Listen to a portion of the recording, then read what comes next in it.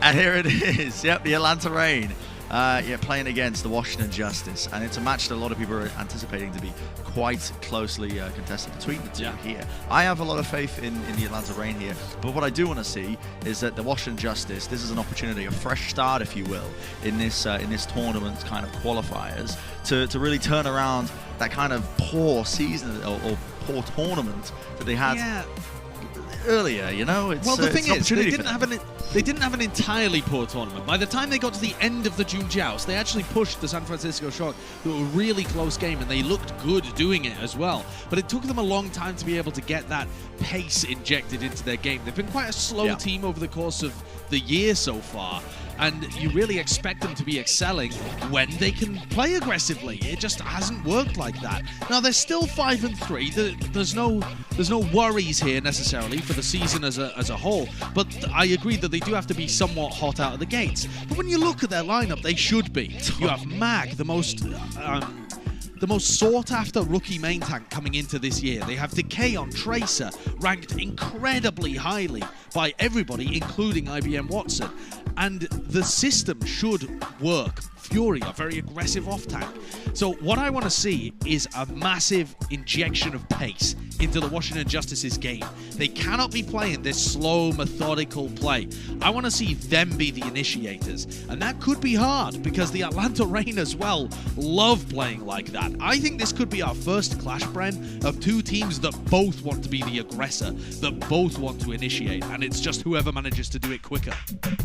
Yeah, whoever does it quicker, whoever comes up with the decisions, the right answers fast enough. Now, the Atlanta Reign might not really have all the star power, I suppose, that the Washington Justice have, but they haven't really needed it. I think this is a team that's been performing really well off the back of Pelican as well in terms of his individual performances. Gator and Hawk look like the tank duo that was promised when they were initially coming into the Overwatch League. They look rejuvenated as we're coming into 2021. And this is a squad that, honestly, you get caught slacking, you are going to be hurting at the end of the series if you try and underestimate the Atlanta Reign in any sort of capacity. They have an interesting DPS rotation as well, so if Kai was in the starting lineup, that would indicate that they wanted to run some slower compositions, with Kai playing McCree or Ash, something like that. Instead, the fact that they have Edison and Pelican in indicates to me that we're probably going to see Edison on the Tracer and Pelican on the Echo, and see them just go hyper-aggressive. I'm excited for something like that, because we're also playing on Busan, and it has some maps that have long sightlines that are good for slightly slower compositions with Kai in the lineup.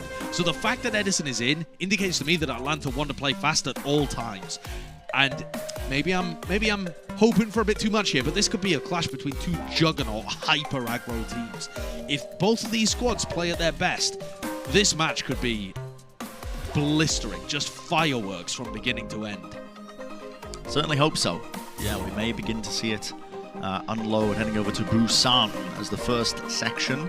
An interesting map, has a variety of different kind of layouts in terms of close quarters. It's wide open at times as well. Depends how you roll the dice, I suppose, and what you get lucky with. I believe we're heading into the mecha base initially as well, which does open it up to the kind of rush-based compositions as well the Atlanta Reign like to play. And we'll see what the teams have got in mind in terms of those compositions that they want to play. So here we see them starting out with Rhine comps as well. So there are a lot of different stages here. We're obviously starting with the one that's the most confined, lends itself more towards this. Potentially where Gator can start with a bit of a leg up over Mag.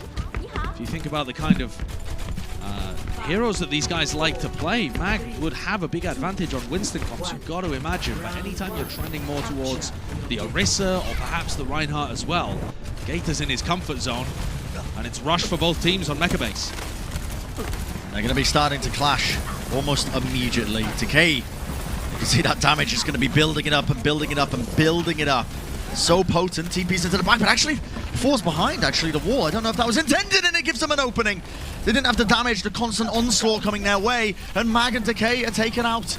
Cleared out Macedo when he was trying to punish the remake. Fury gets him, but Fury's probably going to be taken straight out of it as well as he's being chased down into the corner.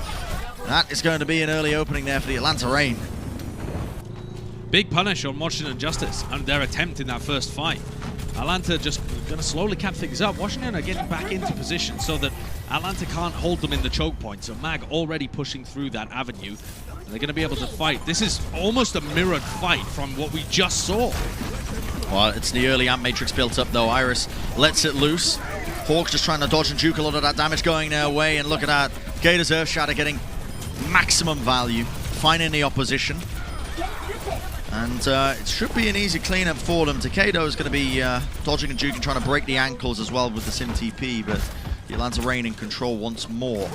2 quick team fights being taken, only 30% and counting on the point.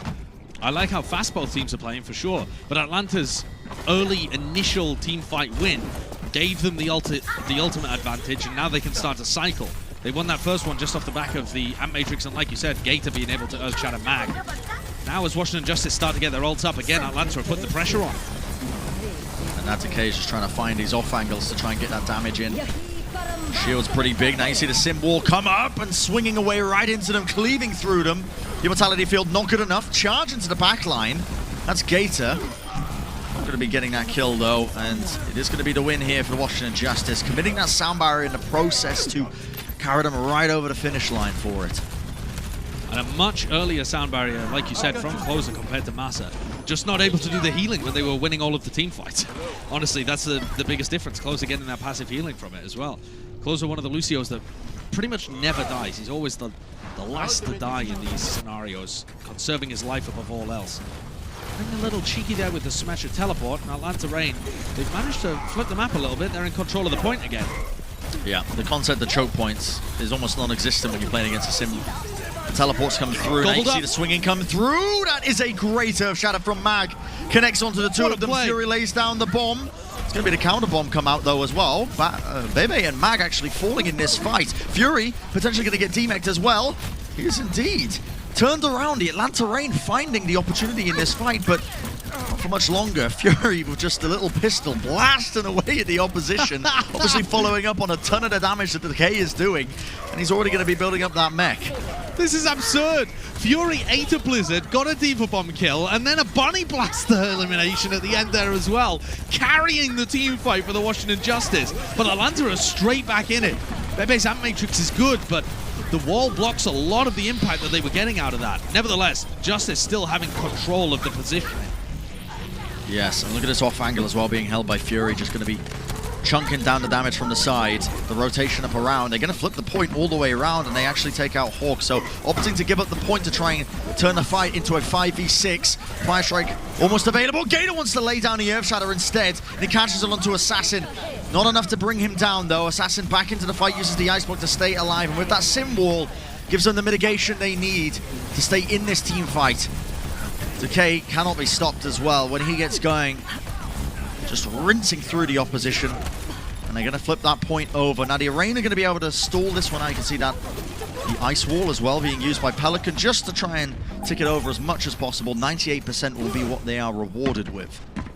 And now the Justice have some good ults to be able to hold on. Bebe could pop that Amp Matrix. If they get down to the objective, Assassin has a Blizzard. Blizzard into some kind of Symmetric Teleport as well could shut down what the Atlanta Reign are going for. Atlanta have got to be a little cautious here. They're trying to make sure that they haven't been scouted, faking a push on a different angle. Swinging away, Mag has the Earth Shatter. Just trying to avoid being frozen right now. Lays it down off onto the side. Gator. Great play. Brought to his knees, and that is a wonderful play because it's 96% and counting. Only a couple of players from Atlanta can really afford to touch this one. Massa will just about get onto the point to keep that overtime going. Symbol straight across as well might give them a bit of damage mitigation. Going over to the stall characters now, you can see Gator on the Hammond, on the Wrecking Ball. Still staying alive, still keeping it going, but the way the Washington Justice have set up this fight, feels like it's just going to be, again, inevitable for them to try and win this one. Takeda being pressured. Boop off to the side. Not enough to take him out. Oh, that soundbar as well, just filthy on top of it. No one's going to be dying on the side of Washington Justice. That is going to be the round going their way. Nice showcase of skill from both these teams, trying to really turn up the tempo. Yeah, I like it. How many team fights did we have there? It was a monstrous Countless, it felt like. Yeah. Yeah, they were getting straight back into it with Lucio speed boosts, Symmetric Teleports, and then just throwing ultimates at each other too. If this extends even when we move outside of Rhine compositions, we really are going to see fireworks from beginning to end. This is kind of how I expected it to go. Maybe not necessarily these exact comps. I thought we'd be seeing more Winston-based stuff, honestly, from the Justice. But obviously, Mecha Ace is about as Rhine-centric as you could get. This is that huge team fight from Fury that really just turned it around for the Justice. I think you could give him credit there, honestly, for the big play that turned the round towards their favor. Eating the Blizzard right before that as well. And here we go. Atlanta are going to be running a much more turtley composition. Pelican playing that Torbjorn too. I really did think we'd see more poke or dive comps coming out here. Maybe that's what the Torb is, a bit of a read. Maybe they anticipated that the Justice were going to be playing a comp alongside with maybe the Tracer or whatever, and you have the Torb for it, but matters not in the moment. The teams are just clashing regardless. And Pelican is going to be going down. That's the Icicles from across the map. Edison, though, returns fire straight away, takes him out. Closer also getting brought down. And the fight continues now. The Atlanta Reign with a bit of a favored advantage. Still, the Matrix is built up momentarily, and now Iris wants to let down his. No one wants to give away the positioning onto this point, but that fire strike right through the window. Oh, it burns right through them. That's a Impossible killer. to withstand it. No, there's no way you come back from that. All of your healing gone from the engagement, and the Justice crumble. They weren't able to take the objective initially, and so the Atlanta Reign, they're the first ones, even though Pelican fell first in the fight. There's the advantage, I guess, of being able to play a little more slowly. You just slow the fight down, find those opportunities, and capitalize when one happens. Big play from Gator and Iris. Now we're looking, my eyes are going to be on both of these. McCree's using the Deadeye to speed boost around the corner, trying to find it. Not going to be happening, and that is going to be the Earth Shatter from Gator. Not sure if it was cancelled or what, but he didn't get anything done with it. And now that's the return fire from Mag. Obviously, no Reinhardt shield in the way. It's a freebie for him. No MTD just yet. And Pelican are going to be using his Molten Core to clean up a couple of the positionings onto this point. The Justice, though, are winning out this team fight. A bit of a mistake there from Decay, just wandering into the lava. It's going to be taken out. Sound barrier from the Justice. They realize they have to invest into this to win it, and that is going to be the Amp Matrix used in an unwinnable scenario. Unfortunate, they thought that they could turn that one. The Justice, though, just about getting the point under their control.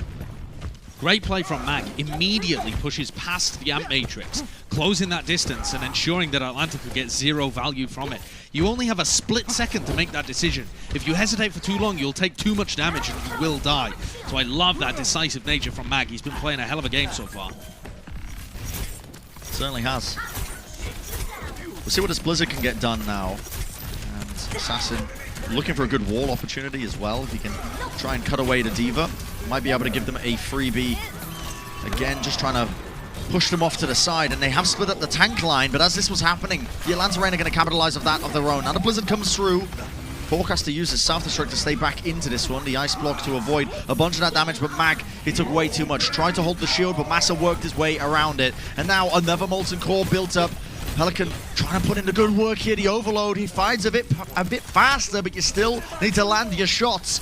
And it's bought enough time now for this Amp Matrix to come down onto the point. Still a tricky scenario. The Atlanta Reign, though, going to be pushing straight past the shield, or this window, I should say, so they can't get the benefit of that damage boost in the process.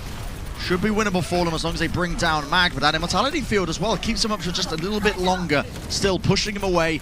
They are going to be the winners of that team fight. It gives them a little more time on the point, sure. The Justice get up to 64%, but Atlanta built double supportal off that fight. And I'm not convinced that these Amp Matrix are really worthwhile when they come down at the end of the engagement to try and flip things in your favor. Here comes Massa back to the objective, taxiing players forwards. They just and as they have 6 players available, Massa has the ult that they need to be able to hold on to this. Yeah, sound barriers traded from both the teams. See, now they can take this fight. Edison, the Deadeye, round the side.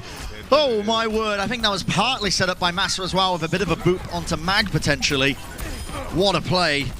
Monstrous work there from the Atlanta Reign, 95%. Self-destruct onto the point there from Fury, but pressured and pushed out of position there as Hawk will take him out. Anybody touch this one? A couple of bodies just about getting onto this one as they're moving over to the stall. Heroes, again, Mag on this wrecking ball, just trying to find a bit of a foothold to keep this one burning, but a bit of a suboptimal composition. And Atlanta Reign, they've got ultimates as well to really just seal this one out. Yeah, this is desperation time for the Justice. They're trying to touch. Atlanta have all the everything in their favor. No shield available as well. And Atlanta Reign, they draw us back level. Big play there from Edison with the 3-man Deadeye. I think Mag went for a shatter at the end of that as well. I don't know whether he lost it or managed to catch a couple of people as just he desperately tried to attempt to mitigate the advantage that Edison had found for them. But Deadeye in the middle of the sound barrier is quite hard to deal with. At worst, it's zoning. At best, there's no way of punishing that McCree. Yeah, so enormous play there to be able to draw the Atlanta Reign to level. And it all comes down to this. Are we going to see more rush on Busan? Again, this is massively defying my expectations for this game. I thought Atlanta would be leaning into the heavy Echo style, the Echo Tracer stuff that we'd seen from them previously. I mean, Busan isn't quite as good as something like Ilios for it, but I still thought we'd be seeing it. And instead, it's just constant May rush from these teams. Clashing into one another. And if we didn't see a change in pace from the previous one, a change in the compositions on the last section of Busan, definitely not going to be seeing it here. Immortality fields come through, but no one was really dealing with Edison there. Fury, I'm not sure what happened to him there. Was kind of just looking in the other direction for a moment, but gets teammates in anyway. And yeah, that first team fight win, a brutal loss. Now, good news for the Justices, they've got a bit of a tiny advantage when it comes to the amplification matrix if they choose to use it. And Hawk went down off the map, so it is, if they take it quickly, a bit of a tiny advantage for them. Yeah, Hawk just didn't want to waste his time trying to build his mech back up. It's quicker to just throw yourself into the drink and then have Lucio escort you back. Edison has been getting the better end of Decay in these team fights. It's unusual, but it's been happening. Decay TP to the high ground, but I think he got pulled back down with the hammer swing of Gator. The pressure is on, though, still. Despite the fact that they got that early pick off. It's not over just yet, but that Fire Strike snipe, the Shatter comes through, and that's going to be Fury down. Mag, though, returns it straight away. That's going to be the Fire Strike right through and swinging away that Hawk can't get back into that mech, the counter pin. It brings down Gator, makes him vulnerable, not holding up that shield, so he's going to be taking way too much damage. What a weird team fight. Yeah, very strange for your major damage source to go down right at the beginning, and then Mag to find a Fire Strike just out of nowhere onto Pelican to be able to get that. Both Reinhardt sniping people with them. Washington Justice have a lot of ults to be able to work with here as well. They're not wasted any time with the Blizzard. Straight away. Yep, that's going to be the ults being used. The Immortality field comes through. Bit of a dodge there, that Earth Shatter, but not for the rest of the team. Mag's going to be obviously cleaning up the rest of his team right off the back of that ultimate. And yeah, the pace, the speed is ridiculous. It is. They want to get the maximum amount of team fights possible at all times.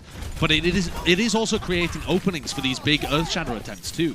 Because the faster you want to play, the more your Reinhardt's going to be getting forward and swinging and doing damage. You don't have these slow, methodical fights where both Reins are holding shield and kind of looking at each other. There's just, both of these guys are going for it. Now, ooh, a nice wall there, cutting off the line aside. Decay goes down. The Ant Matrix, it goes down. Bebe was considering using it preemptively in that fight, but they just TP past it. They completely juked them. They're out of their line of sight. That comes through now with the self-destruct over the top. Will not get that kill that they were looking for. Closer with that sound barrier. Only catches onto 4, and it's give them the advantage. It's flipped over in their favor. The Atlanta Reign with this Blizzard as well. They're going to get the kills coming through. Kill feed just lighting up red on the left-hand side. That's what you want to see if you're an Atlanta Reign fan. And they're going to flip the point over. Yeah, these picks on Decay early on, though, are what's hurting them even more, I think. Yeah, the sound barrier was not good by any means. But the fact that Decay is down so early on gives Atlanta more maneuverability, more damage in the team fight as well. And now Edison is closer to his ultimate, too. I don't think it was necessarily Decay's fault. It was a great shot by Pelican, and Bebe was zoned off. He couldn't. He had a wall in his face. He couldn't do anything about it. Just a sick play from Pelican on the May. Earth Shatter in hand. Gator's looking to try and get a bit of a... He's dead again! One up. Decay dies early again. Jonathan Larson in shambles. He was so confident if Decay was going to be in the lineup, but right now it's looking disastrous for them. And now the damage, peeling away at the shield. Oh, it's way too much. They can't withstand it. They're going right to the spawn door, getting as many staggered kills as they can just to really make this last team fight as dangerous as possible. Here's Decay back on the Tracer. He's going to be the one that touches the objective. That gives him so much more survivability as well. When he was playing the Sim, he's the only squishy target essentially in the front line. And so he's just getting focused down. Took a right click there from Edison through the Ant Matrix, but now he's just going to be harassing them in the back, and Atlanta Reign, they forge forwards. Ignore decay. Push the Matrix tank onto the line. high ground. What is happening here? The pin down now. Fury's going to be removed from the fight, and that is going to be brutal for them. The Washington Justice unable to withstand that, and the Atlanta Reign taking away map number 1. Wonderful work from them. And showcasing, again, a bit of a callback almost to when the Atlanta Reign were really favoring these rush compositions and looked good at it, almost at the beginning of 2021. And I've got to be honest, Brent, I'm amazed that Washington Justice want to fight Atlanta in a rush mirror. It seems to me to be the only style of Overwatch where I would not favor the Washington Justice at it. I think they have a great Winston that they can lean into. Perhaps that comes out for later maps. It's not that Mag and Fury play badly by any means, but just overall Atlanta's pace when they play these comps is overwhelming. Certainly is. And we're going to be going to a short break. On the other side of things, we'll see if the Washington Justice, I mean, they were a couple of team fights away realistically from taking this map. It's certainly going to be going the distance. We'll find out if they can really, you know, pull the bootstraps up, get to work at the end of it. We'll find out soon enough. Don't go anywhere, ladies and gentlemen. See you on the other side.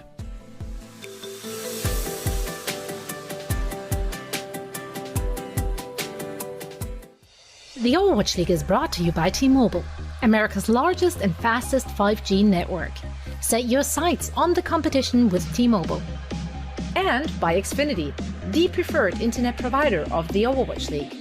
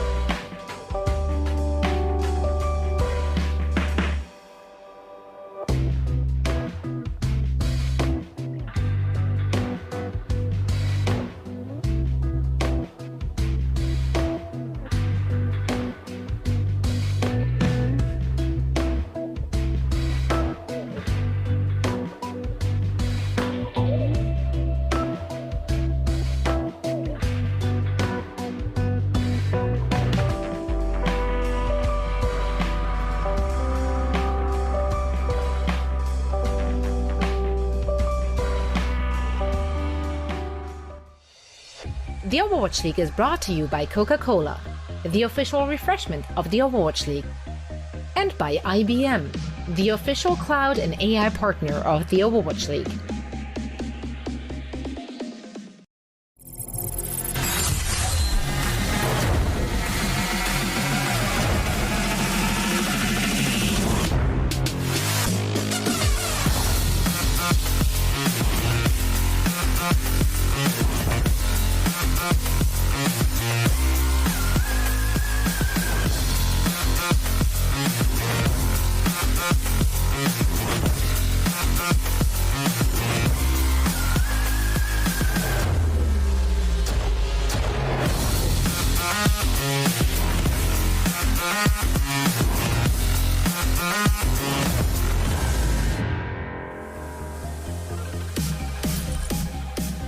Welcome back from the break, ladies and gentlemen. Yeah, we're heading right into the action momentarily between these two teams, and they are not wasting any time. Pace has been the word of the day, speed, but there's what been showcased, I think, from both of these teams, honestly, in terms of their compositions.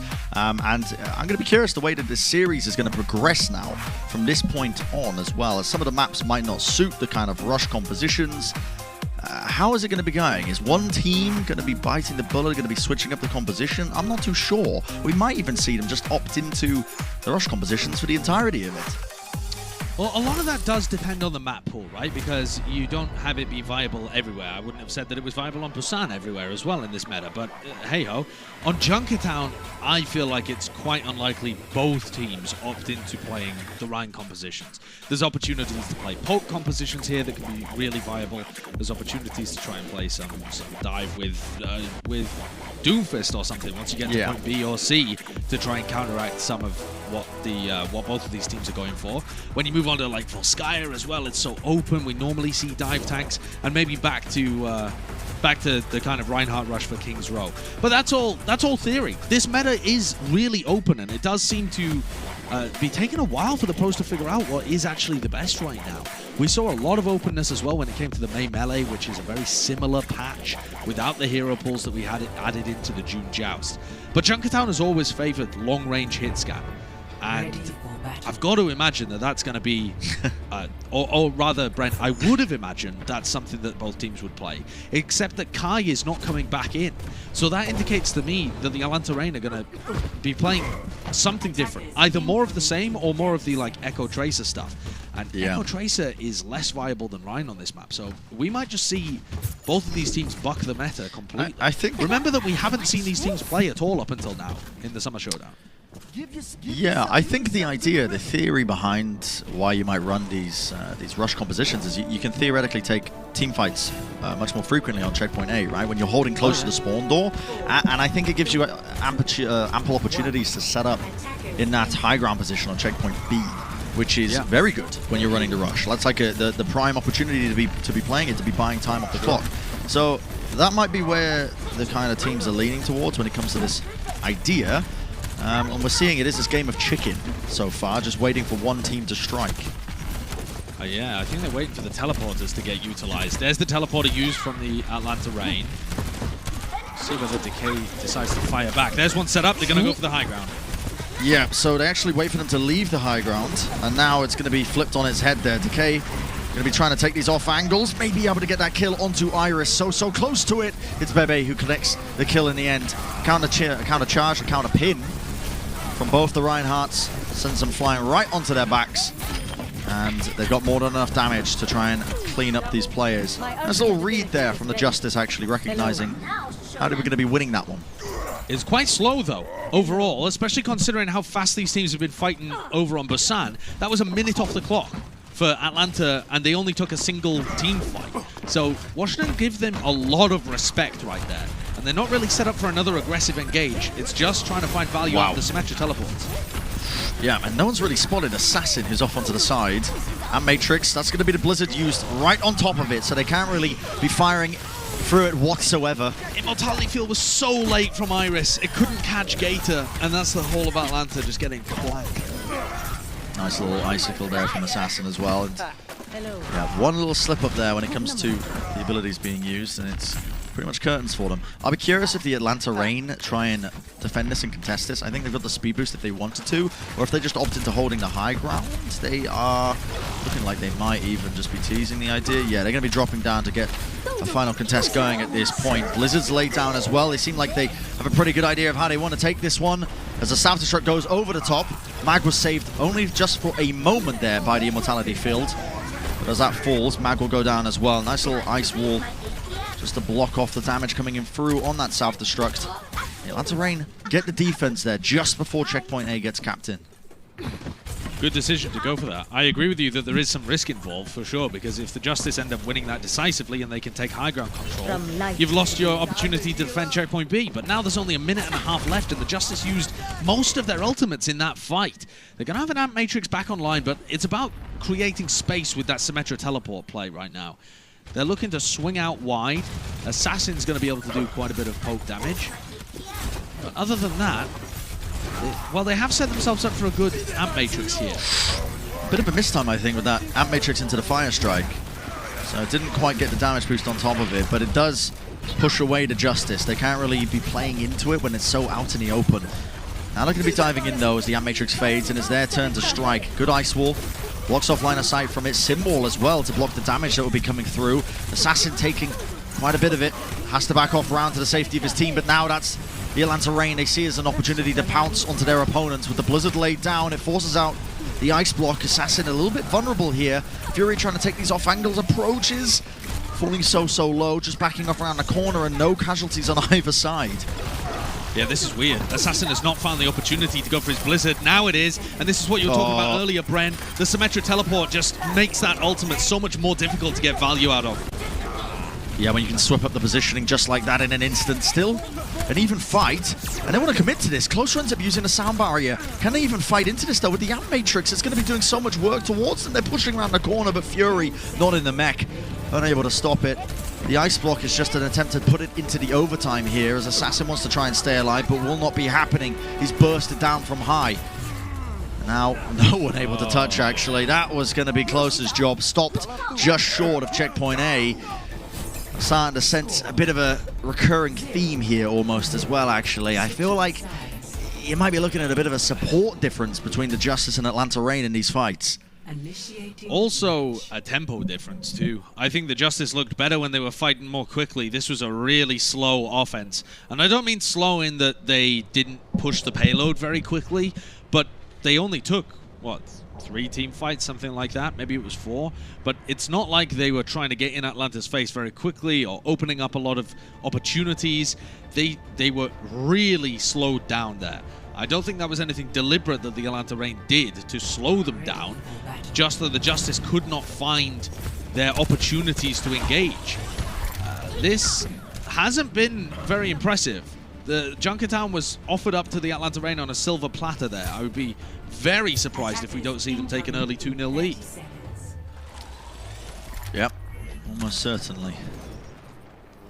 And yeah, I think back as well to this opening team fight and the fact that a minute was just wasted from the Justice trying to find the right way to engage into the fight. Yeah, well, we'll see whether the same happens here as well.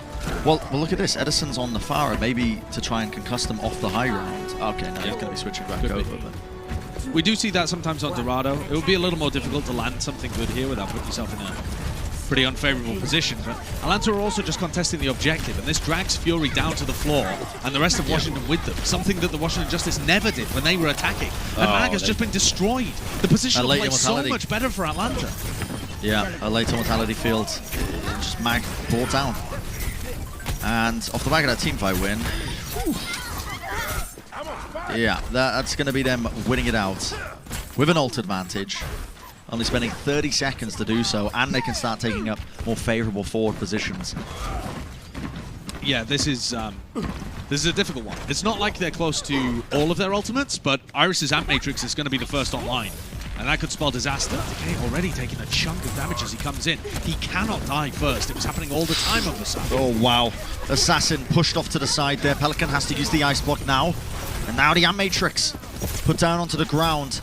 Justice just trying to play out of it. Yeah, Assassin has to use that Ice Block, but look at that Pelican, perfect placement of the ice wall. Still not quite, actually. Bebe was able to get a bit of an angle to put the damage through, but I don't think it's going to matter. The way this team fight has gone, the way it's dragged itself out as the cart steadily moved forward. Gator dropping a bag as well. That is just disrespectful.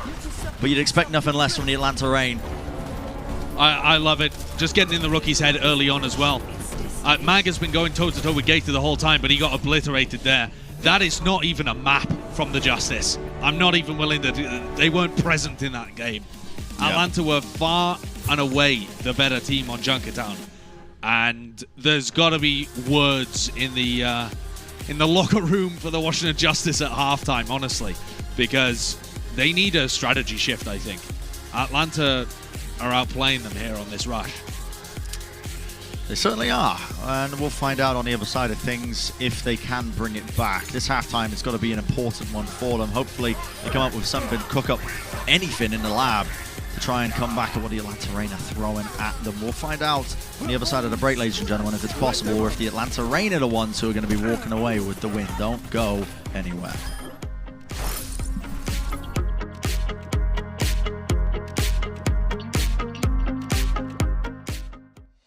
The Overwatch League is brought to you by T-Mobile, America's largest and fastest 5G network.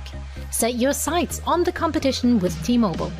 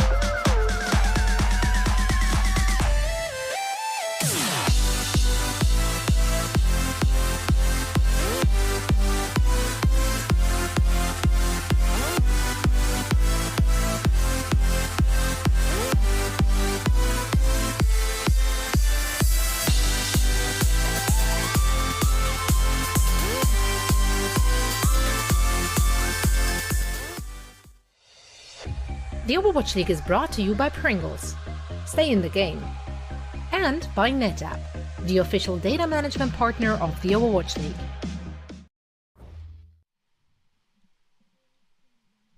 The summer solstice is here, and we love getting to see some of the awesome artistic galleries.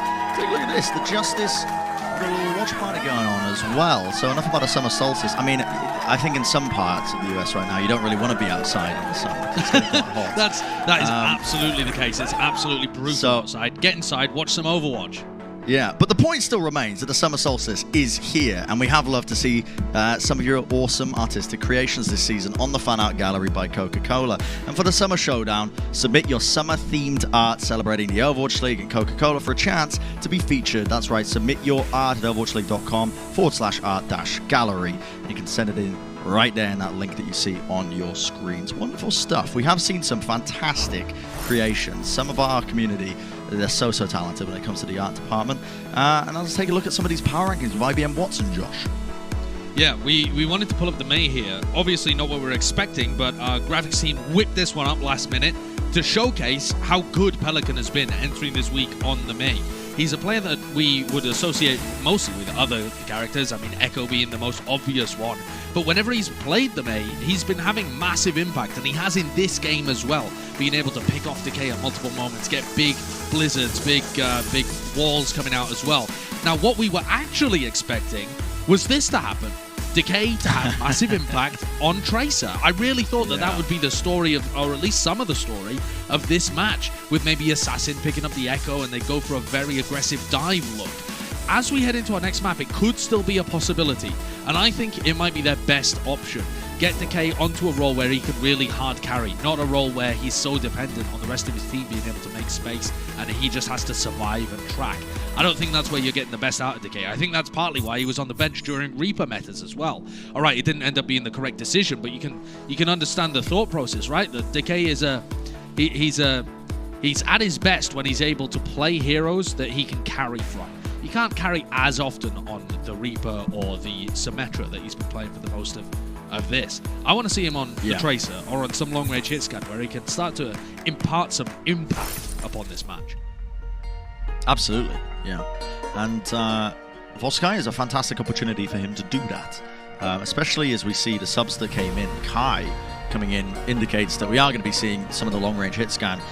You know, if Washington Justice don't want to be opting into different compositions, at least it seems like the Atlanta Reign will be. And that gives an opening, I suppose, for, you know, potential that we could see it.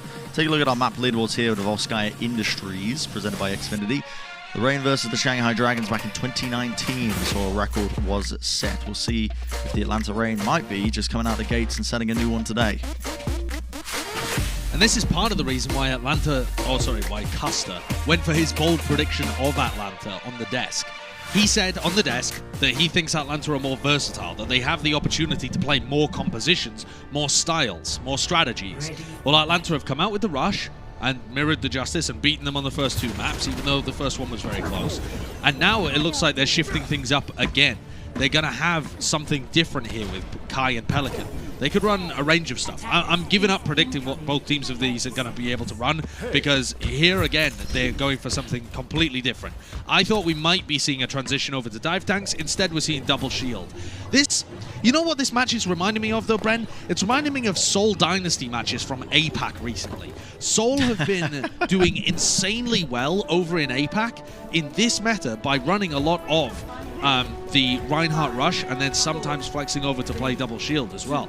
It does seem like it's sneaky viable, and these teams that took the first week off, then maybe they have a very different read on the meta that's more similar to APAC. Yeah, the potential is there. Pelican on the Sombra, just scouting for them. Is he going to be staying on the Sombra? Hello. Doesn't look like it. Wants to go back to the spawn door, switch stuff up. So that was just purely for the information. And over to the Hangzhou, actually. Gives them a lot. Ooh, okay, no, actually, just wait. Chop and chase. He's messing with you. Yeah, he is going to be playing the Hangzhou. Okay. So, yeah, a ton of shield break off the back of this. A lot of damage from long range. Ash Echo coming out from the Justice as well. Decay definitely on a roll that he can carry on, but now he has to deal with double snipers staring him down. So that that becomes difficult. He now has a lot of pressure on his shoulders, and it's more on Assassin, to be honest. The damage boost is going to be applied to the Echo player for the Justice, and he has to carry. The Atlanta Reigns comp takes Decay out of the game a little bit again. That's a little hold to play into that one. Pelican, though, the pressure is immense. The guy's just being chunked down, healed up, though, and they have actually completely separated Mag off onto the left-hand side. That one approach couldn't get any heals onto him whatsoever. Pelican needs to stay alive. That's the immortality field that's committed there, just to keep him up, so he didn't get burst down. And it's a big rotation now from the Washington Justice. You can see them trying to find an opening, maybe catching the Atlanta Reign out by trying to wrap around that middle shack area. And it's funny, the Washington Justice on the defense side now, the positioning is switched. Completely flipped. Mag moving his way over. There's Decay, fighting against both of the snipers. I mean, he ends up just getting ruined. And Assassin has not had a large enough impact. He's still doing some damage, though. And the damage moves onto him is going to get him closer and closer to that duplicate form. But he's not really applying pressure to Kai. He's playing scared. Yeah, fair play to Kai as well. I mean, he's just completely squaring up to that amplification matrix, builds up the Bob. The res is not going to be denied here. Kai still needs to stay alive, trying to play with the rest of his team, but that's the damage coming in from Assassin. Point almost getting capped up as well. Someone needs to try and touch this one now, as with that supercharger, nobody can really stop them. Taken out of the duplicate, and Assassin pushed back as well. 4 minutes, 45 seconds pushing into checkpoint B. Yeah, that's not bad. Decay has now made the move over to Tracer. I think that was just a shift for the end of checkpoint A, but he's gonna stick on it here. Might be going back to the spawn, but at the moment he's just holding that left-hand side from the attacker's perspective with Fury. Mag positioned down there as well. That area of the map is really important when you're playing double shield. Getting your Sigma up on that high ground is devastating. So Atlanta, what you'll normally see from teams when they attack is that they path around the left to try and push Mag, Decay away, but instead they're just going straight up the gut. Yeah, Dragon comes through.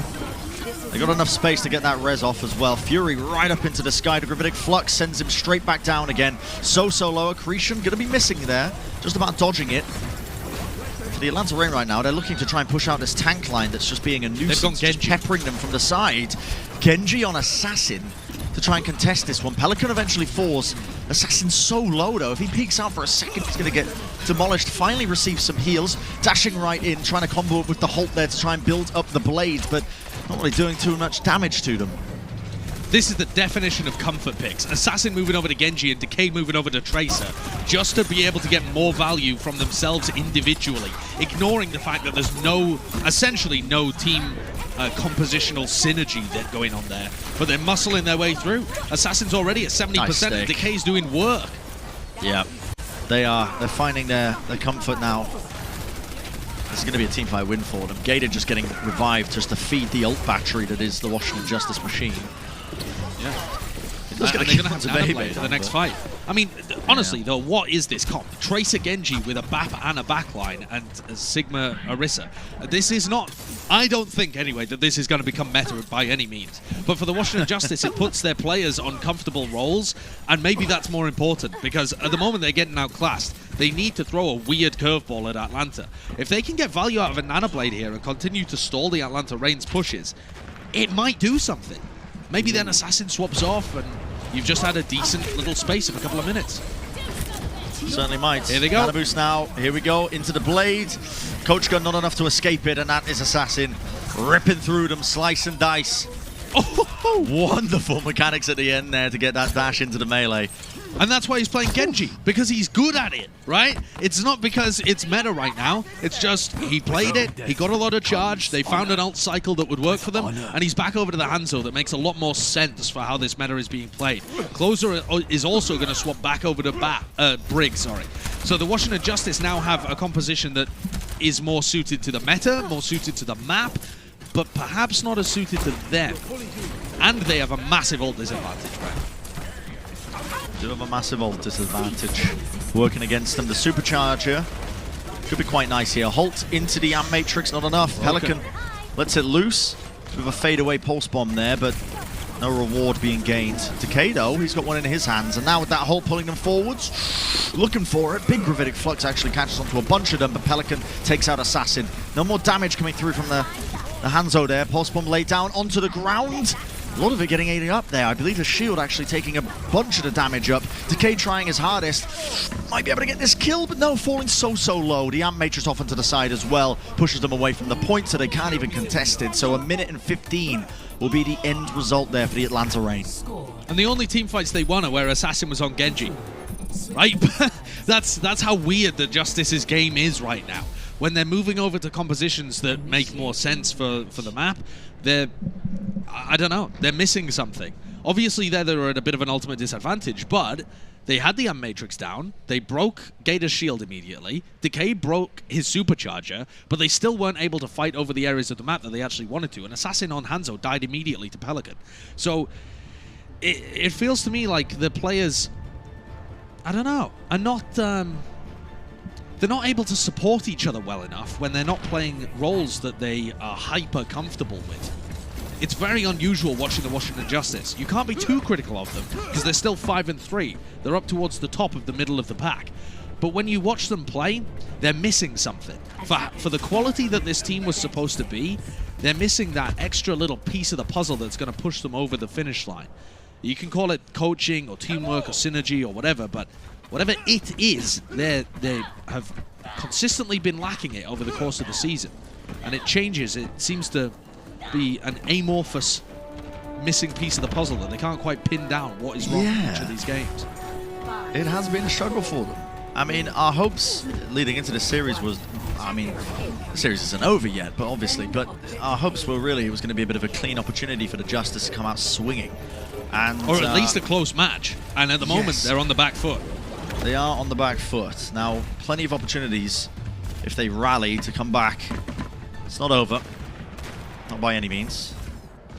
But the Justice have been slow at finding the kind of like foothold, I suppose, of these double shield comps to try and like get into positions to set themselves up to succeed. They waste a lot of time. Typically, you can see them trying to make it work, actually. That's a wonderful little engagement off onto the side there. So the tank line for the Atlanta Reign took a ton of damage, but that's going to be those stray shots coming out from Kai. One onto the head of Decay, and your damage is gone. And you can hear Decay crying out for healing throughout that engagement as well, but not being able to get any. The Justice not anticipating that Atlanta were going to crunch them like that, and their players all got caught up, distracted by their responsibilities and not able to adjust on the fly. Again, these kind of things are happening repeatedly to them. But now they've maybe got a feel for how Atlanta want to play. I feel like Assassin has a lot of responsibility here, but they have to push Kai away before he can really take space. Dynamite right into the Hulk. That is a lot of damage now. And that's a bomb built up early. The shots from Kai. He's trying to find his mark. Almost bringing down Assassin. Look how phenomenally good that pull was from Gator. He was just able to suck the whole of the Justice up. Kai lands a Dynamite, and Baby dies instantly.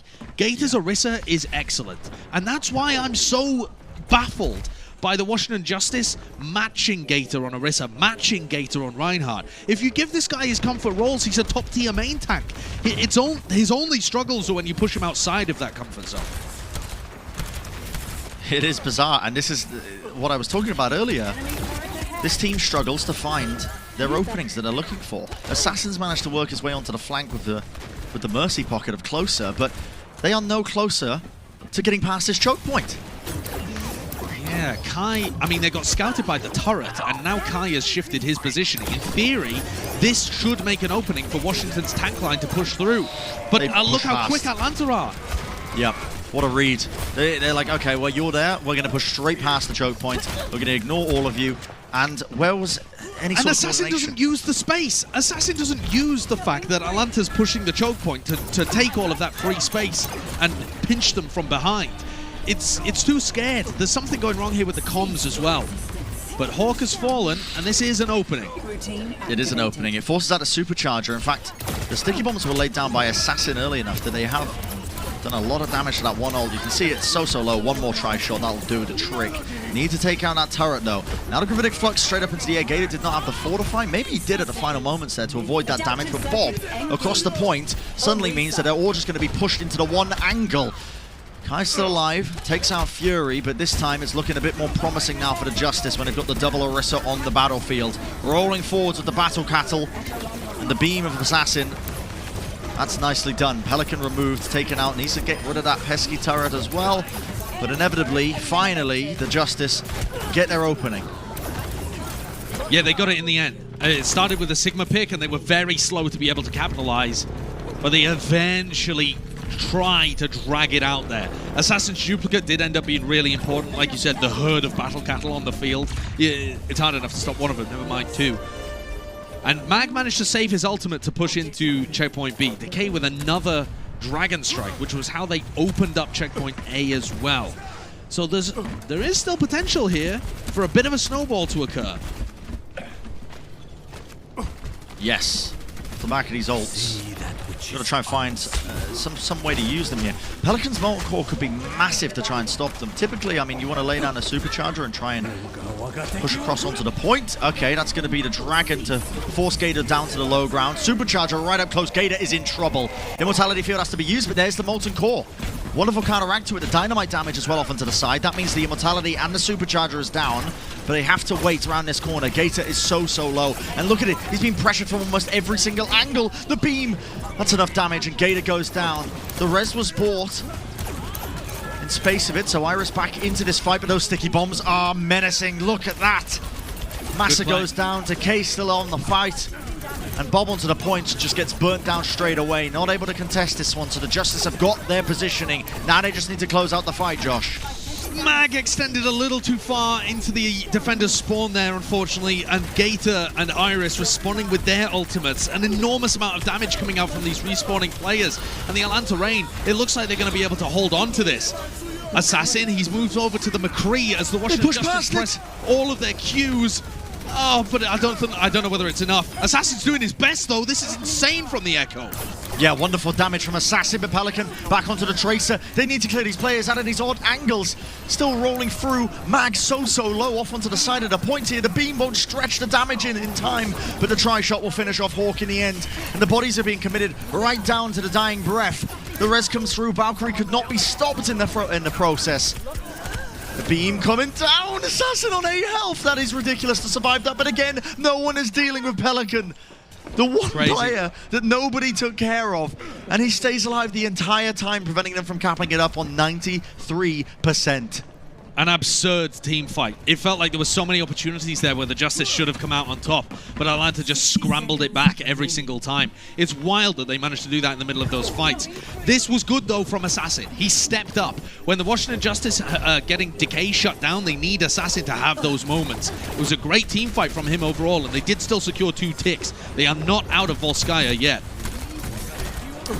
Iris building up this ultimate very quickly, though. That Dragon did split Gator off. The Decay's off onto the side angle. That's an Amp Matrix committed just for Decay. And he's kept brought down because of it. Oh my word. Too much of a hero play there. Just trying to take matters into his own hands. Playing on the same side as Assassin as well. So it's not like they were even setting up some crossfire or making space for the Echo to do work. And this is just Atlanta Reign running away with it. The Justice have their opportunities, but they beef them. Yeah, and now with the fight being taken almost in the outskirts of their spawn, yeah, these are stagger kills coming in thick and fast. Look at him just trying to find it. Pelican with the beatdown. Doesn't have the recall or the blink, but who's going to be able to touch? It's Decay on the Tracer. The res comes up on the Fury. An opportunity for the Justice here, as the Reign did overstep themselves ever so slightly. The Amp Matrix now coming down. It's Gator really in a precarious position. The Hulk pulls them together into the accretion damage. That's more than enough. Assassin with the duplicate as well. They've got so much health now to try and take this point up. Gravitic Flux to push them away as they contest away, and this time Pelican will be taken out. So just like that, a bit of a weakness there. The Atlanta Reign showcasing that, okay, maybe we can't get a little bit too cocky there. I can understand the thought process behind it, but they've made this map drawable now. Good counterattack, though, from Washington. They were coordinated, they took space, they played quickly as well. It's almost like when the clock forces Washington to play with a bit more tempo, they look better. They're all on the same page because they all understand that they just are forced to engage. When you give Washington more time to overthink things, they tend to mess up. And also, Brent, I want to point out that the Washington Justice have had a slow beginning to a lot of these metas that we've been in. They had a very slow start to the June Joust, and it looks like they're having a little bit of a slow start here as well. Maybe just in this game, maybe in the entirety of the Summer Showdown. They're still a dangerous team, though. They're still sat at 5-3, so if you give them opportunities to get back into the game, they're going to take them. Attackers incoming in 30 seconds. They certainly are. I mean, I talked a little bit at the start about the star power that the Justice have on this roster. I mean, this is a roster where the expectations were to the moon. I mean, the DPS line, the tank line, the support line, one of the only criticisms that people had coming into it, and maybe that showcases and rear its head every now and then over the course of the series, but certainly some very capable players when they come together and are forced to act instead of really thinking out each and every move. Beautiful there. So you can see Pelican now trying to scout out what composition's being ran. Straight back to the spawn door as well, moving over to the Hangzhou. Actually, no. Is he going to be baiting us again? Maybe just going to be sticking with the Tracer this time. Yeah, this time actually going with the Tracer, and that means that Decay has a lot more space to be able to work with, unless Pelican is directly gunning for him over and over. It does feel like Atlanta Rain's game plan was to take Decay out of the game as much as possible, free up Kai to have that big impact. And Assassin has stepped up somewhat. He definitely did on checkpoint B, but this A defense crumbled last time pretty quickly, all because of pressure on Mag. And look at this pressure again. Pelican wastes no time. He went right over the approach and he's just jumped straight onto him.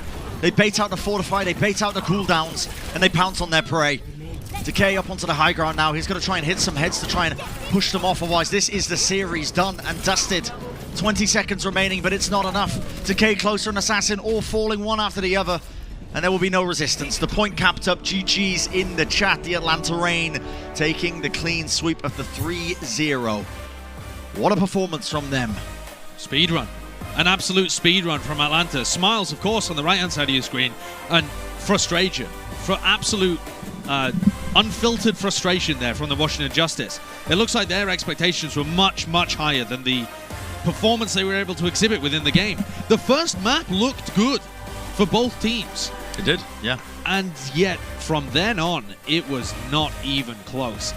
I think there's definitely going to be questions asked about the strategy of the Washington Justice coming into this to try and mirror Atlanta when it came to running Reinhardt and Orisa comps.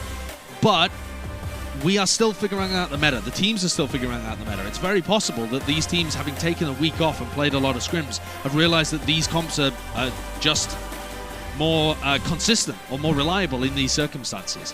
There's still a lot that we don't know about how the top teams are going to be approaching the Summer Showdown. We still haven't seen our Dallas and our Shanghais actually end up playing. We're kind of just basing this off what the middle of the pack teams have shown. And certainly looks like Washington Justice are not getting out of the middle of the pack anytime soon. I know. It's a little bit disappointing, isn't it? Because we wanted to see this Justice squad, especially off the back of the kind of overall poor, I think, qualifiers that we saw from them most recently. We wanted to see something a little bit different, but won't be happening today at least. This time it's time to big up the Atlanta Rain for their win, of course. And let's take a look at our player of the match presented by Xfinity. A lot of players you could have given it to, but ultimately it was Gator who stole the show in multiple moments here. The Reinhardt play near the beginning of the series as well, just trying to find his match against Mag, definitely getting those opportunities time and time again, but also the Orisa that we saw come out to play. I mean, Gator's halts and the coordination he has of his team, almost unmatched in some circumstances. He's very, very good at it. It's part of the reason that they were so good when it came to the June Joust, is he had opportunities to play the Orisa, but he was also getting the better end of Mag over the course of the whole of when they played the Rhine Mirror.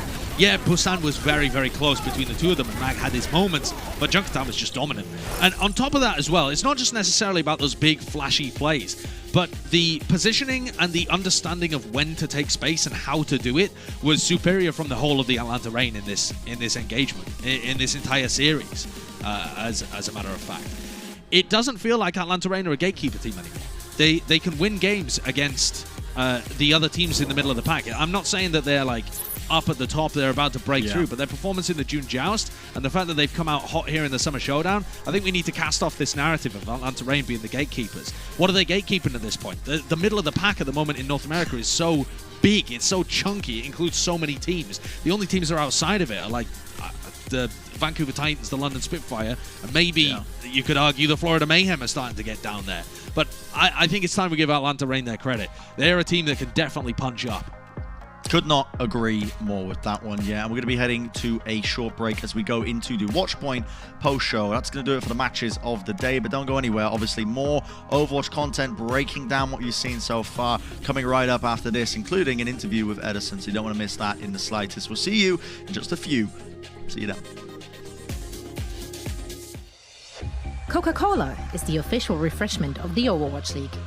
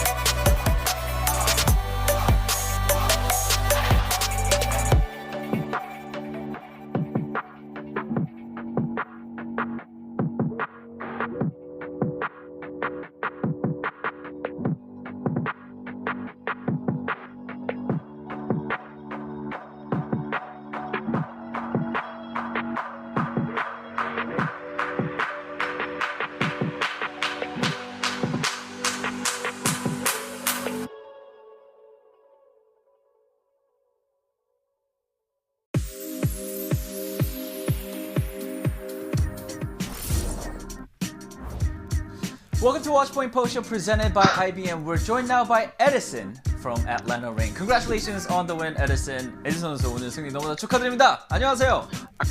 안녕하세요. 감사합니다. You seem extra happy today. 오늘 조금 더 좀 원래 봤던 모습보다 더 이렇게 좀 굉장히 좀 이렇게 좋아 보이시는데 뭐 일단 이유가 있나요? Is there another reason why you look so happy? 그냥 깔끔하게 3대 0으로 이겨서 네, 좀 힘들었을 것 같았는데 3대 0으로 이겨서 좀 기분이 더 좋은 것 같습니다. 네. I think I sort of feel a little bit more happier than usual because coming into today's match, I sort of thought it was going to be a difficult match. It was going to be a tough fight, but you know, just getting that clean 3-0 win, it does really feel good. All right, let's jump right into the question. This first one is, you know, this is sort of your first time. This is the first time that we've seen both the Atlanta Reign and the Washington Justice play in the Summer Showdown. What were your expectations of Washington coming in, and were your expectations met? 자, 첫 번째 질문은 이제 오늘 경기가 이제 아틀란타 팀과 워싱턴 팀이 어떻게 보면 첫 모습을 이번 서머 쇼다운에서 처음으로 보게 된 경기였는데요. 아틀란타는 어떻게 좀 이제 워싱턴과의 경기를 이제 들어오기 전에 좀 어떤 팀이라고 좀 예상을 했는지, 그리고 또 이제 경기가 끝나고 나서 승리를 거두신 후에는 좀 어느 정도 그 예상이 적중했다고 생각하시나요?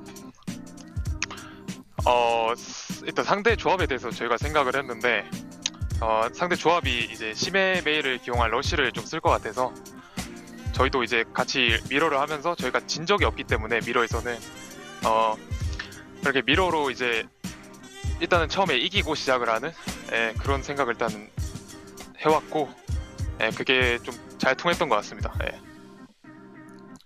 Alright, so coming to the match, our expectation was that the Washington Justice were going to probably play the rush, more specifically the rush comp using Symmetra and May, and we were sort of correct on that. And because we knew that we wanted to mirror their composition, and we knew that even before going in, that we wouldn't lose in a mirror composition matchup. So we sort of mirrored their composition and got the win, and I think that was sort of the big factor for our match win today against the Washington Justice. Now my second question for you is also who I feel like, okay, let me rephrase this. I'm so sorry. So who or what do you think is going to be the difference maker for the Atlanta Reign that will sort of carry you to the Summer Showdown Finals? 자, 두 번째 질문 조금 더 재밌는 질문이에요.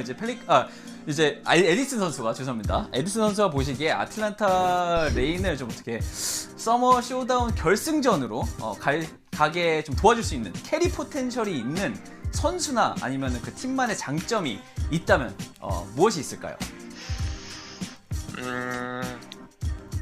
일단은 저희 딜러진이 되게 포텐셜이 제일 많은 것 같고, 그 탱커랑 힐러들도 그 이제 딜러들을 뒷받쳐주기 때문에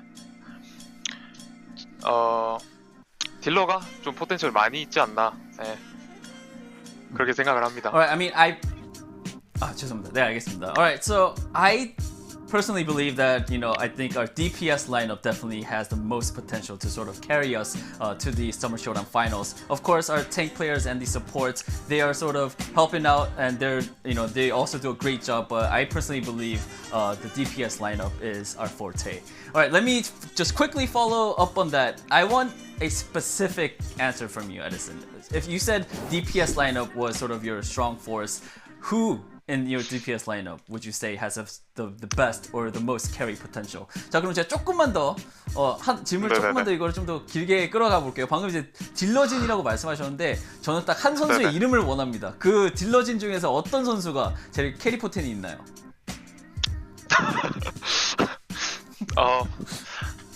저라고 말하고 싶긴 You didn't 한데 expect this, did you? Yeah, okay. 저라고 네. 말하시긴 한데 카이가 그래도 포텐셜이 이제 팀이 힘들 때 많이 좀 해결해주지 않나 생각을 합니다. So, I mean, I do really wish to say that it is me, but unfortunately I have to say it is Kai, because Kai is the DPS player in the Atlanta Reign that sort of, he solves all the problems that we have during the match. So I would probably have to say Kai is probably the player in the DPS lineup that has the most potential. Alright, Edison, thank you so much for your time and thank you so much for the interview. 자, 에디슨 선수, 끝까지 좋은 답변 주셔서 너무 감사드립니다. 승리 다시 한번 너무 축하드립니다. 네, 감사합니다. Alright, let's head back to the desk. Thank you so much, Danny. Thanks a lot, Edison, and yeah, the big A has done it. I'm feeling rather peachy right now, and probably so does Costa after your last second switch. Also, Danny, thank you so much for getting that insight. There are a lot of words for Edison to say it's me without saying it's me, but really he said it's me, didn't he? That's kind of what I think so too. Sort of said it. I mean, yeah, Kai is great, but have you seen me? Yeah, no, love it. Either way, Costa, we predicted this to be a close one. That was not the case. Can you maybe break down why this ended up looking like such a one-sided series? Well, as I said coming into this series, the forte of the Washington Justice is if they can get Decay on that Tracer, if they can get Mag on that Winston, when they play that dive style, they look good, but we didn't see that from them at all today. We saw a lot of this Brawl Mirror coming with this Baptiste Reinhardt, and then even on Volskaya, we saw a lot of this double shield. It's just, that's really what Atlanta Reign thrives at. That's really what they are the best at, and I think they showed why. They put on a masterclass of how you're supposed to play these compositions. They chose the tempo. They got the advantage. I thought Washington Justice kind of had a chance when we were seeing this first control map. It went very back and forth. The team fights were absolutely crazy. A lot of big plays from both sides. But after this map, it just got a lot more one-sided. This Junkertown, it just wasn't even close. I know Johnny in particular was molding. You want to jump in on this one, Johnny? No, I just feel like the Washington Justice, you could say that, they don't know who they are, they should have played this Tracer composition, but I feel like we're seeing now that the meta is to play some of these slow compositions as well. This is right up in Atlanta Reign's alley. It's just such a big skill difference, really, when you take a look at the macro game, the positioning, how some of these teams are setting up using the Symmetra, Teleporter, etc. Atlanta Reign, they're a fantastic team when they get to play these compositions, and you saw Gator had a fantastic performance on the Orisa, specifically here on Volskaya, that Sideshow pointed out. Washington Justice, they can't really match this. Oddly enough, my favorite composition I saw from Washington Justice was actually when they played the Genji and the Tracer with the Orisa. How unconventional that composition may be, it actually kind of worked for Washington Justice, because you can play the slower tanks to sort of buy time. You can then like encroach on some of these areas, get closer to your opponent, and then you can strike hard and fast and not really allow the Atlanta Reign to navigate around playing these slower compositions. When Assassin was on those flanks with the Mercy, that's when it's kind of hard, or easy rather, for the Atlanta Reign to first we push away the Washington Justice front line, then we can peel back and deal with Assassin, we can get into a groove, we can play our tempo. The Washington Justice, they really need to step on the gas. They're the best when they play fast, when they go hard at their opponents, and they just aren't able to when they play some of these compositions, because they just get outmaneuvered. Yeah, I mean, not only did they take the L today, they also made Reinforced disappointed, which I think is even worse. Like, you have no idea. The scenes which transpired behind the scenes. I'm not disappointed in Washington. I'm disappointed in myself. I trusted this team. How did I allow myself to trust this team? I mean, it's the Washington Justice. You can't trust Yeah, them. you gotta open up. I know you can get hurt. It's rough out there, but you gotta stick with it. I thought I was good at my job, Zoe. Am I not good at my job? You are. You're great at You your are. job. You're very How good. the creds are gonna You're go? just better. Like that's just. So No, Johnny, everything don't is worry. everything. That's. Johnny, remember, slow and Winnable. steady wins the race. We're turtles. Slow and steady. Yes. Yeah, We're turtles. The It's fine. we count the playoffs, right? So we got 1.5 stage kind of and playoffs. Kind of, So, yeah, sure. Why not? Not really. Winnable. But yeah, sure. Winnable. Winnable. Sure. Winnable. Well, Costa extended his lead, but we get to that later. First, we still have another match to dissect. Shock, they picked up their crucial victory against the Paris Eternal in our first match of the day, and that was also the first loss, which was handed to the Paris Eternal, which have been looking really good in the Summer Showdown so far. With this, now the Shock also skipped them over in the standings, so they are edging ahead. What else is there to say about this match?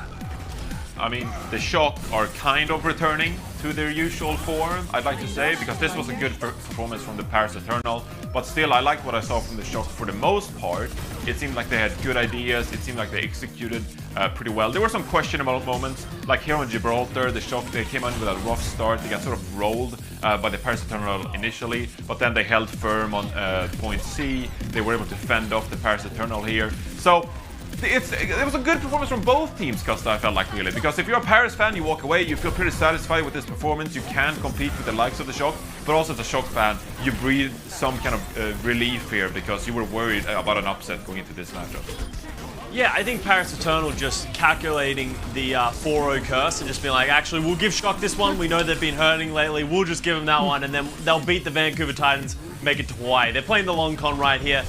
It's smart by Paris. But on the other hand, San Francisco Shock, everyone's talking about as if this is the doom and gloom of the San Francisco Shock. They haven't been as dominant as we've seen from them in the past 2 seasons, but they're still 9-2. We can really like slow down a little bit on saying that they're like really far behind or anything like that. They're still having a great season. They're in prime position to make it to the playoffs, have a great run. Obviously, they need to tighten a couple of things up before they get there. I don't know how I feel about this Violet Mercy still. We even got some special Twilight Mercy. I don't really know if that has longevity in it. Maybe it does. Maybe I'm just a doubter. But it worked against the Paris Eternal today. That's great. Is it going to work against the best teams? Are they going to be able to take it to the people they need to beat? The Dallas Fuels, the Shanghai Dragons, when it really matters. Hopefully we can see Shock in Hawaii soon in this Summer Showdown to answer those questions. Yeah, it would be great to see them where we all think they actually belong. And I think, yeah, their record is not a bad record by any means. I think the disappointment really just stems from the expectations were through the roof for this team, right? Like, I mean, well, also if the you elimination are two-time matches. champions, exactly. So it was just, knockouts. there was a lot of reasons to really be more critical of the San Francisco Shock than any other team. They have the most to prove. They have the most pressure on them, so I totally understand every perspective in this. Now, it is one of my favorite times of the day, which is to take a look back at our predictions. Are you ready? Here he Danny, comes. walk us through it. Yeah. Predictions. Nailing it. Yep. Yeah? Yes. All right, let's move on. All right, good. All right, so what are we doing next? Okay. All right. How about prediction standings? Yeah, let's bring the standings up. I think they're gonna important, pop. right? Yeah. Oh, there it be is. Nice. It's okay, Johnny. Johnny, close your You know, eyes. if we were We're good. counting APAC matches, I would be in the lead. But we're not, Johnny. what You is- can't even say that when we're not even doing that. Like, This leaderboard is incomplete. Yeah. It's lacking some of the league matches. Yeah, if I were better Slow at and predicting steady. matches, I would be in the lead. I am a turtle. So I I am don't a know, turtle. like these arguments. No, but we're not Are you- counting the are you ones I get channeling your correct, turtle? is what I'm saying. but you am haven't gotten them correct. Just because your pick'ems are Slow good, Johnny, and doesn't mean steady you're gonna get your wins the predictions race. right. You know, it's a very different. The ball. pick'em systems matter, and that's why you should head over to pick'em.overwatchleague.com hearing and actually Danny play in the speaking? real Slow prediction competitions. steady That's what really matters. This Slow. doesn't matter, okay? Pick'ems okay, matter. Danny? Win the Lucio statue. Are you That's okay, what you Danny? should look to do. Slow. Danny, sir, Sir wins Danny, sir. race. I We broke Danny. am a Mister. turtle. Oh no. I am a turtle. Is this why you gave us turtles after you came back from Hawaii? I'm onto something. Maybe. Maybe. He handed us like little turtle keychains, so he spoke it into existence. We're all turtles. Slow now. and steady wins the race. Exactly, or loses, because one of the turtles is going to be in the back, and that's just how it is. Now, we're going to be right back in Ow. a moment to Wow. bring you our best moments of the day. And there've been, despite just being 2 matches, plenty to choose from. Coming up next. Coca-Cola is the official refreshment of the Overwatch League.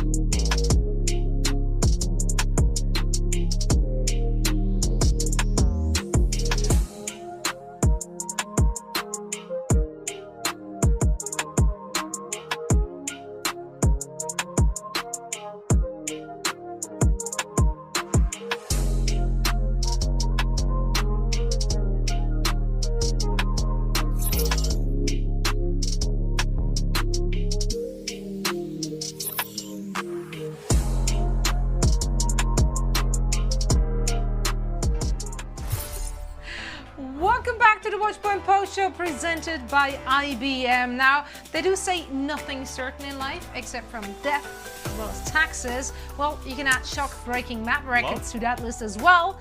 No, that's not certain at all. Okay. Actually, Sorry. no, that's no. Anyway, Shock did it again. They're part of a lot of speed records. So in today's Speed Boost! I'm Boost. I was Boost, Johnny. You were What am I? Xfinity? You were presented by Xfinity. Xfinity. Presented by Xfinity. You had one job. One job. Well, we're looking at how Shock set the third fastest Hollywood attack. Wow.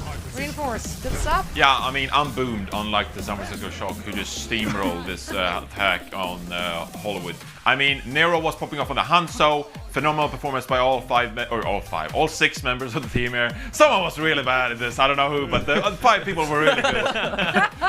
San Francisco Shock now hold the speed record on all hybrid maps, except Eichenwalde, I believe it was. Top 5, that is. Top 5 speed They have record a on top all 5 hybrids on all except of for them. Eichenwalde. So, very impressive, yeah. Absolutely. I mean, this is Shock. This is a Shock you want to see. When Nero is just like on this Hangzhou, popping heads. I mean, I really enjoyed this performance by the Shock. Good stuff from them. You love to see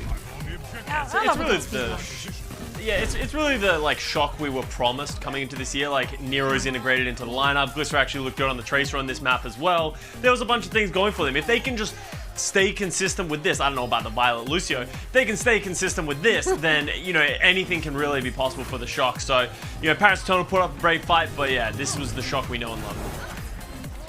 You know what else we love? Best of the day?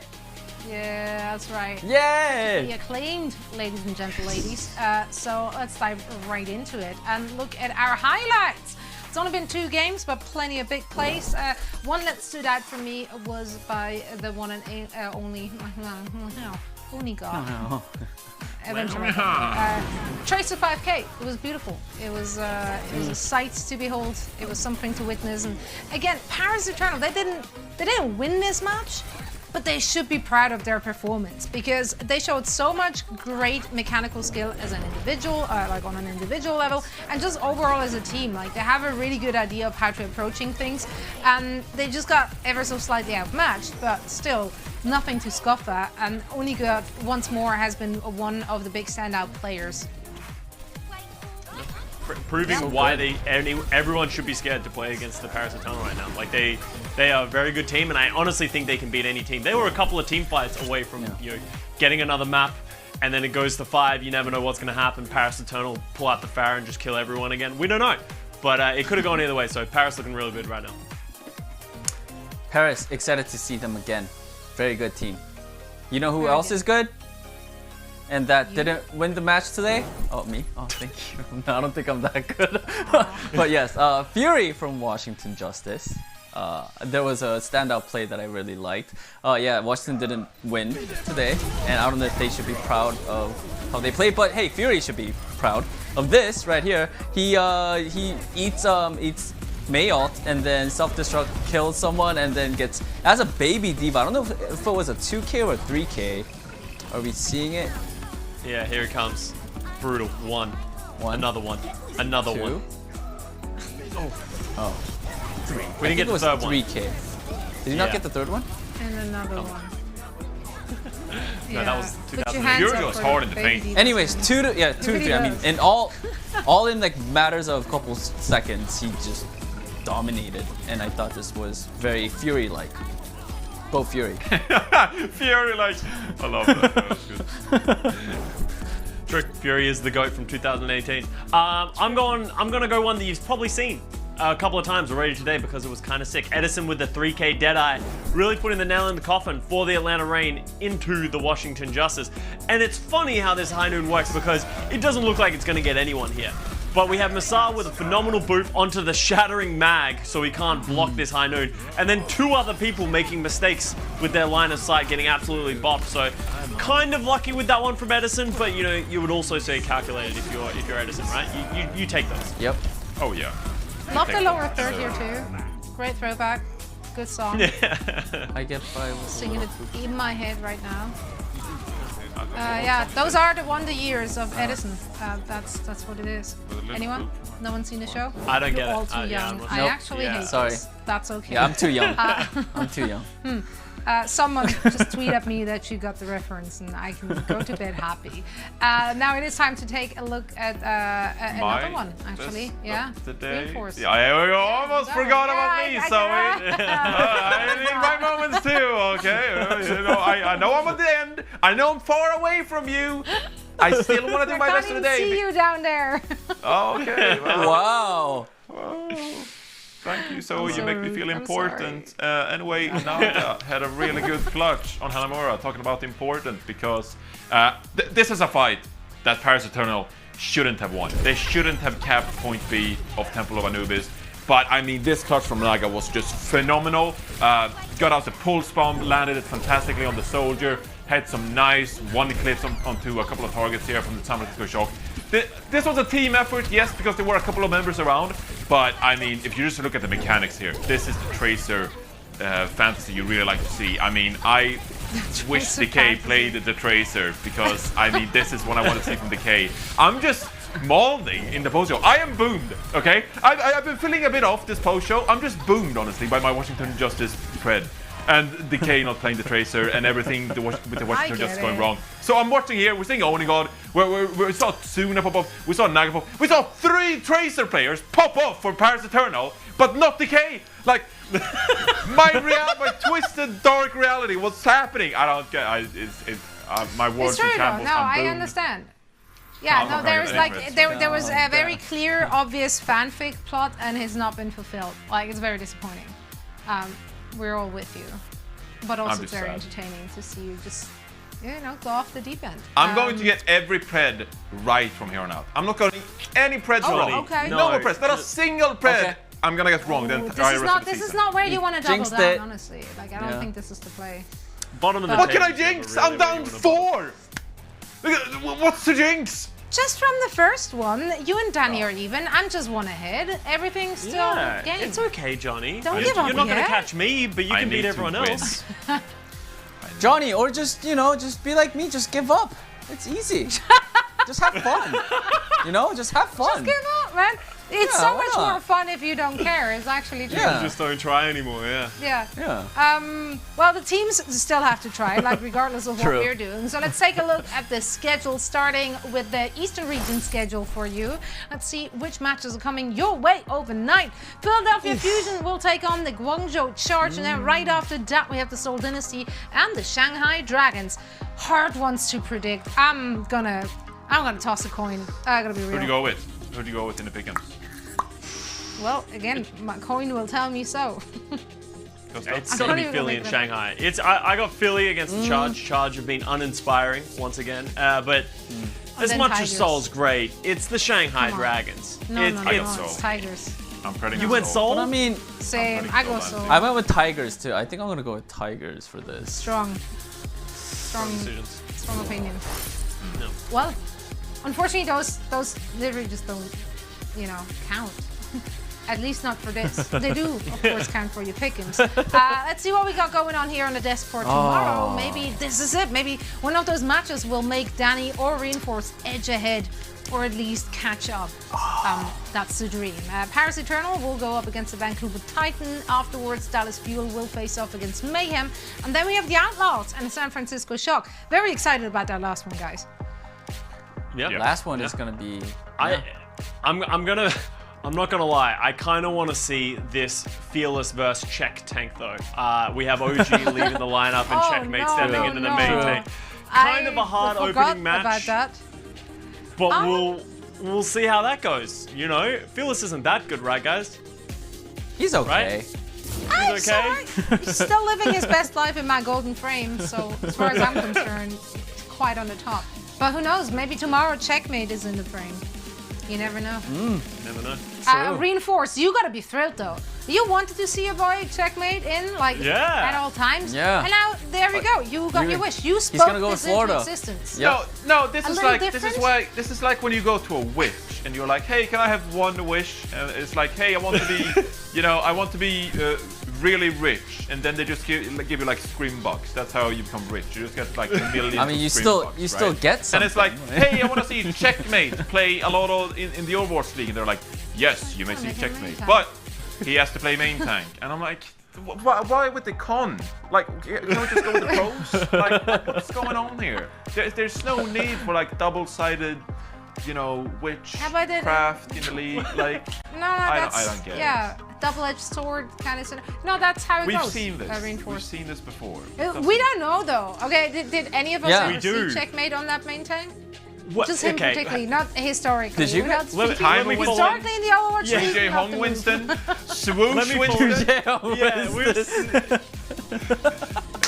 I don't know. It could have worked. I feel like I They even did it. forgot someone. We've seen it so many times. Yeah. I forgot how many DPS players have been playing tank. Well, it's funny because it's full circle because Kuki replaced me as main tank Yeah. going to main support. That also True. didn't work. And now he's putting Checkmate His on the personal, main yeah. tank. So if this works, it's breaking He's him gonna off. tweet. It's not He's gonna gonna work. tweet at you. He's fine. Cookie's gonna Probably. tweet at you like, "Yo, Costa, what's up?" Like, Yeah. What's if you you- gonna say? if What's you he gonna have follow us up any- with? Yeah. no, If he's you gonna have he's gonna just any tag you and just say concerns or if you're worried about it, Reinforce may or may not have spoken this into existence, kinda. So please just direct that at him, at his Twitter, at Reinforce. He'd love Right. to have a discussion with you about what he's done for the Mayhem or against the Mayhem. We don't know. Please send Should messages kick to you me when on you're down. Twitter. Please boost Yeah, my he can't engagement. Like Yeah. my tweets and I might respond. That's all I ask for. That's how, you know, he's a simple man. He sees the like, he will respond. Yeah. We love that And follows. about you. Exactly. So yeah, make sure to follow all these fine gentlemen here on the desk. We say goodnight for now, but we will be back again tomorrow with more action on day number 2 here in our Summer Showdown Qualifiers week 3, 2. Where are we? We're all boomed. We're boomed already. We're out. We're out. Had it until Bye-bye. Bye. See you tomorrow, everybody. You hear that?